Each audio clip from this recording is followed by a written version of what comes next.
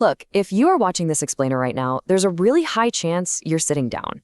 And let's just be honest with ourselves. Whether it's hunching over a laptop, grinding through an endless commute, or just binge watching your favorite shows, our modern sedentary lifestyles are basically turning us into the Tin Man. We're just desperately waiting for someone to come along with an oil can. Your lower back aches, your shoulders feel like they're literally made of concrete, and your hips seem to pop every single time you stand up. But what if I told you that fixing 95% of these everyday physical problems doesn't require some massive, complicated hour-long gym routine? Well, today, we're going to break down a beautifully simple, highly effective mobility routine that will fundamentally change how your body feels. So, when the back of your legs feels stiff, your immediate instinct is probably just to bend over and forcefully try to touch your toes, right? Well, get ready to challenge what you think you know about your body. We are going to completely upend some really common assumptions today, starting with the crazy fact that your hamstrings might not actually be the problem at all. Okay, here's our roadmap for today. We're going to systematically travel through 5 major pain points: the hamstring myth, unlocking deep hips, rescuing your lower back, releasing shoulders and neck, and finally, the overlooked inner thighs. All right, let's dive right into section 1, the hamstring flexibility myth. You probably perceive the problem as tight hamstring muscles that just desperately need a good aggressive stretch. But the issue is, those hamstrings are acting like the first domino in a huge chain reaction of stiffness, locking down your glutes, your calves, and eventually completely wrecking your lower back. Why? Because the actual villain here is a restricted sciatic nerve. See, the sciatic nerve runs all the way from your lower back, right down through the back of your leg. And because we sit so much, this poor nerve just gets restricted and compressed. That restriction creates a searing tension that perfectly mimics muscle tightness, but no amount of standard static stretching is ever going to fix it. We absolutely need a different approach. Enter our absolute hero for this zone, nerve glides. The steps here are incredibly straightforward. You simply lie down on your back and hook your hands just under your leg. Then you slowly extend that leg up until you feel just a light, gentle stretch in the hamstring area. Pause for a split second and then lower it right back down.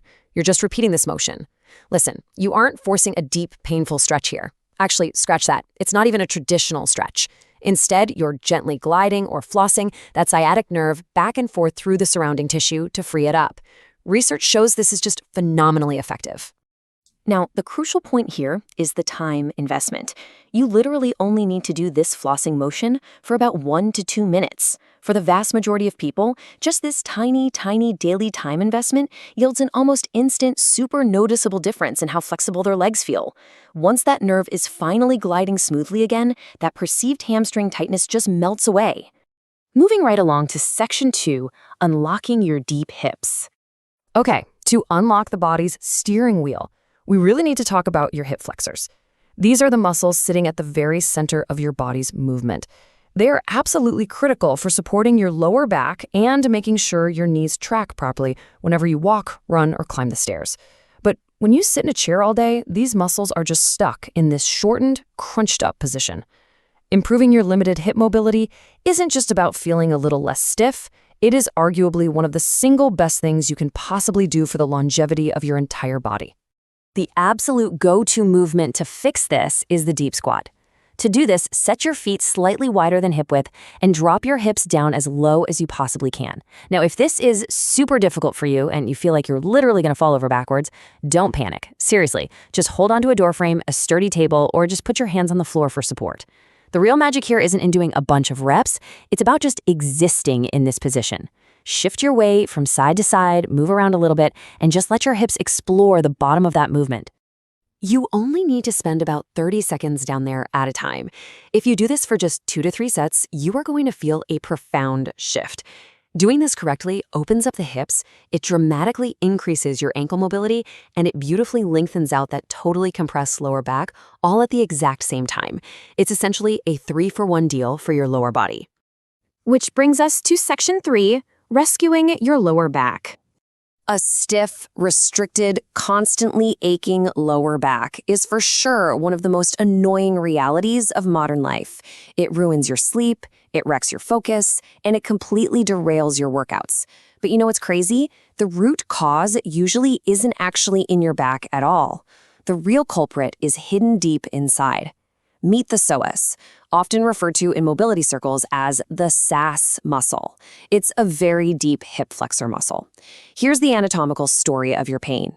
When you sit at a desk for 8 hours, that psoas is kept in a constantly shortened position.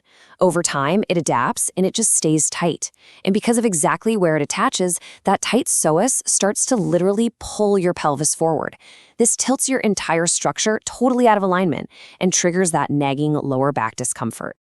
So the ultimate fix for this forward-pulling villain is the couch stretch. You get into a lunge position on the floor, but you elevate your back foot and knee up against a wall, or even better, against the soft cushion of your couch. From there, you slowly try to bring your torso upright. Now, if you're really tight, just getting upright is going to feel super intense.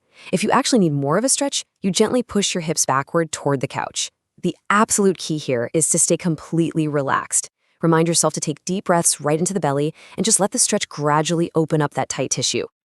Aim for about 1 to 2 minutes per leg for this couch stretch. But listen, because this specific muscle gets notoriously tight on almost everyone, please remember to start gently. Scale the intensity depending on exactly how severe your stiffness feels on any given day. All right, let's move up the chain to section 4, releasing shoulder and neck tension. If the lower back is the ultimate curse of sitting, the shoulders and neck are absolutely the curse of staring at screens all day. We've got these overactive trap muscles constantly shrugging right up towards our ears as we aggressively type away. We develop this incredibly stiff upper back from rounding over our keyboards. All of this terrible desk ergonomics forces the neck and shoulders to act like a giant shock absorber for all of the body's daily stress.